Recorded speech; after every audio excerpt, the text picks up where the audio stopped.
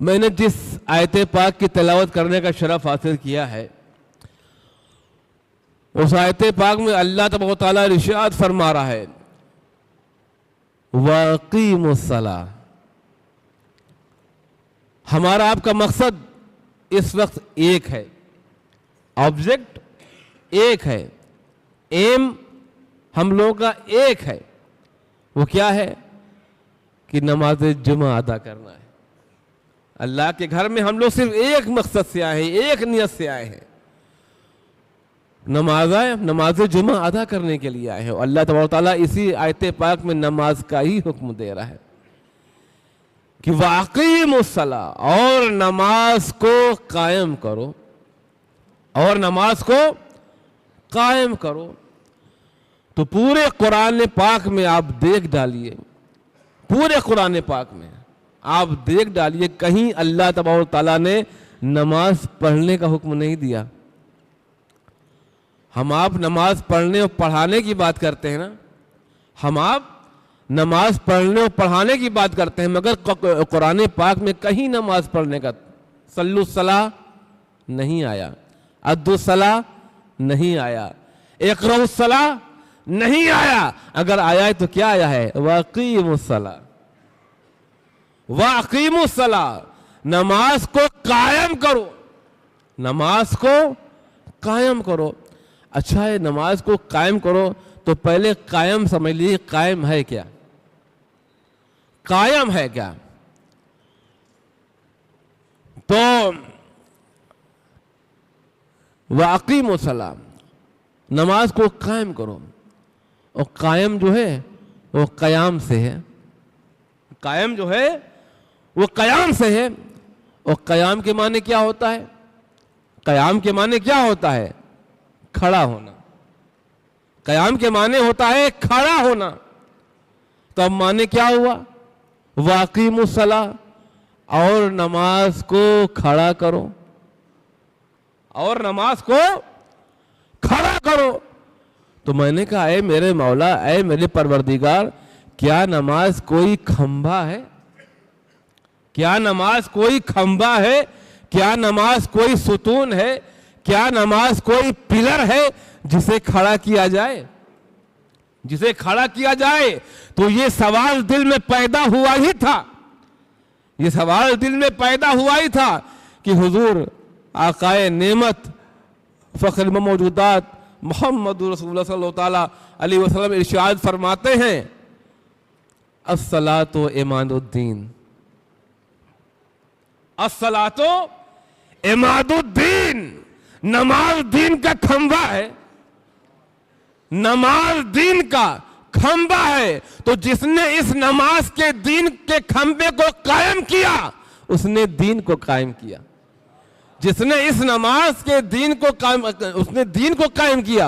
اور جس نے اس نماز کے کھمبے کو، اس نماز کے ستون کو، اس نماز کے پلر کو گرا دیا اس نے دین کو گرا دیا.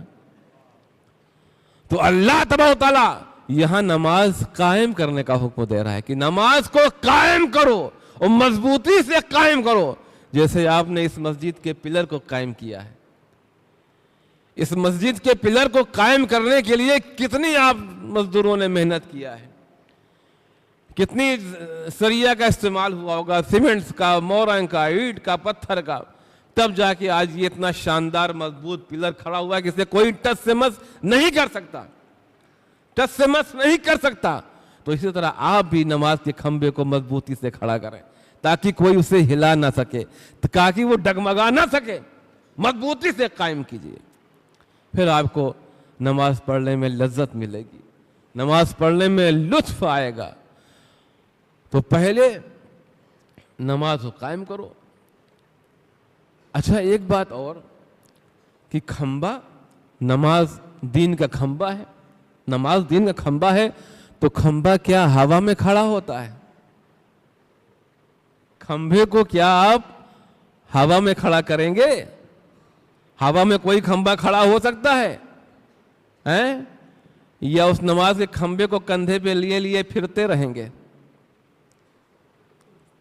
بہت سے لوگ پھرتے رہتے ہیں، نماز کے کھمبے کو کندھے پہ لیے پھرتے رہتے ہیں, ان کو کوئی زمین ہی نہیں مل رہی ہے. بھئی ہر کھمبے کے لیے ایک زمین چاہیے, ہر پلر کے لیے ایک زمین چاہیے, ہر ستون کے لیے ایک گراؤنڈ چاہیے. اس لیے کہ بنا گراؤنڈ کے آپ پلر کھڑا ہی نہیں کر سکتے, بنا زمین کے آپ کھمبے کو کھڑا ہی نہیں کر سکتے. تو جب اللہ تبارک و تعالیٰ فرما رہا ہے, حضور آقائے نعمت فرما رہے ہیں کہ نماز دین کا کھمبا ہے, نماز دین کا کھمبا ہے, تو اس کے لیے بھی تو کوئی زمین چاہیے, اس کے لیے بھی تو کوئی گراؤنڈ چاہیے. تو نماز کے کھمبے دین کے لیے کون سی زمین ہے؟ نماز کے کھمبے کے لیے زمین کون سی ہے؟ تو اللہ تبارک و تعالیٰ خود ارشاد فرمایا, اطیعوا اللہ و اطیعوا الرسول, اللہ اور اس کے رسول کی اطاعت کرو. کیا مطلب؟ کہ جو اللہ کا حکم ہے وہ بجا لاؤ, اور رسول اللہ صلی اللہ تعالیٰ علیہ وسلم کی سنت کریمہ پر عمل کرو. رسول کی اطاعت کب ہوگی؟ جب اللہ کے رسول کی سنت پہ عمل کرو گے. جب اللہ کے رسول کی سنت پر عمل کرو گے تبھی تو رسول کی اطاعت ہوگی. تو معلوم ہوا کہ ہمیں زمین مل گئی, زمین مل گئی. نماز کے کھمبے کے لیے اگر کوئی زمین ہو سکتی ہے وہ سنت رسول کی زمین ہے, وہ سنت رسول کی زمین ہے. تو اب معلوم ہو گیا کہ اب نماز کو کھڑا کرنا ہے, نماز کو کھڑا کرنا ہے تو سنت رسول کی زمین پر کھڑا کرو. جب تم اپنے نماز کے کھمبے کو, جب تم اپنے نماز کے پلر کو, ستون کو سنت رسول کی زمین پر کھڑا کرو گے تو تمہارا وہ نماز کا کھمبا ہمیشہ کھڑا رہے گا, ہمیشہ قائم رہے گا, پھر اسے کوئی اپنی جگہ سے ہلا نہیں سکتا. ارے سنت کی اہمیت میں آپ کو کیا بتاؤں. آپ اس مسجد میں داخل ہوئے, آپ اس مسجد میں داخل ہوئے تو کیسے داخل ہوئے مسجد میں؟ ایسے گھر سے نکلے اور مسجد میں داخل ہو گئے؟ مسجد میں داخل ہونے سے پہلے آپ نے کیا کیا؟ آپ وضو خانے کی طرف گئے نا, اس لیے کہ بغیر وضو کے آپ نماز ہی نہیں پڑھ سکتے. اس لیے کہ جنت کی کنجی نماز ہے. الصلاۃ مفتاح الجنہ, جنت کی کنجی نماز ہے, اور نماز کی کنجی وضو ہے. الوضو مفتاح الصلاۃ, وضو نماز کی کنجی ہے. تو اب جب تک وضو نہیں کریں گے تب تک نماز کا تالا ہی نہیں کھلے گا, نماز میں آپ داخل ہی نہیں ہو سکتے. تو اس کے لیے وضو شرط ہے, وضو کیجیے. اچھا آپ وضو خانے میں گئے, وضو کرنے بیٹھے تو سب سے پہلے آپ کیا کرتے ہیں؟ سب سے پہلے آپ کیا کرتے ہیں؟ سب سے پہلے آپ اپنے ہاتھ دھوتے ہیں, گھٹوں تک اپنے ہاتھ دھوتے ہیں, اور پھر کلی کرتے ہیں, مزمزہ, اور پھر ناک میں پانی ڈالتے ہیں, انتشاق کرتے ہیں.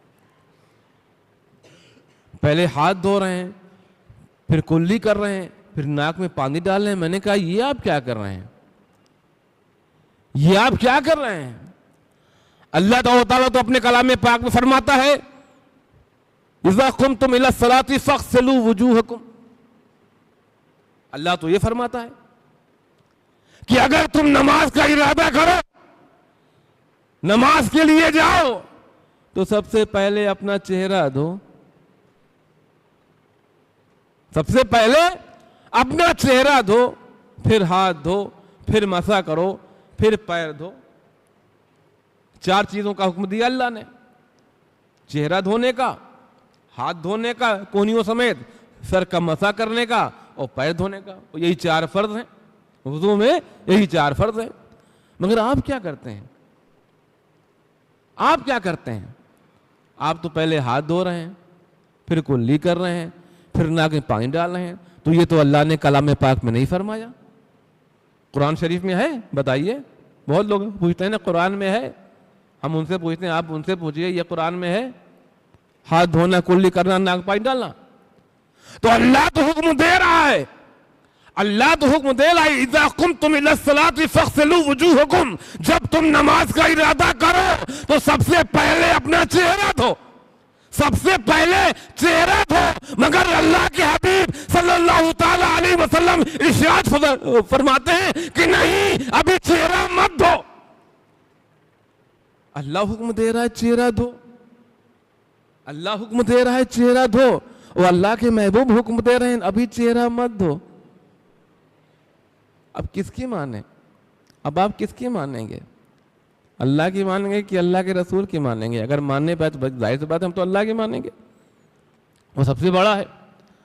مگر دیکھیے وجہ کیا ہے, منع کرنے کی وجہ کیا ہے, روکنے کی وجہ کیا ہے؟ تو پانی کا ایک مسئلہ ہے, پانی کے ایک مسائل ہیں, پانی کے مسائل ہیں. جیسے ہر پانی سے آپ وضو نہیں کر سکتے, ہر پانی سے آپ وضو نہیں. پانی کی 3 صفتیں ہوتی ہیں. کیا؟ پانی کی 3 صفتیں ہوتی ہیں. اس کا کلر, پانی کا کلر, پانی کا رنگ, اور پانی کا مزہ, پانی کا مزہ, ٹیسٹ, پانی کا مزہ, پانی کا ٹیسٹ, اور پانی کی خوشبو, اسمیل, پانی کی اسمیل, خوشبو. تو یہ 3 چیز پانی کی اوریجنل ہونی چاہیے.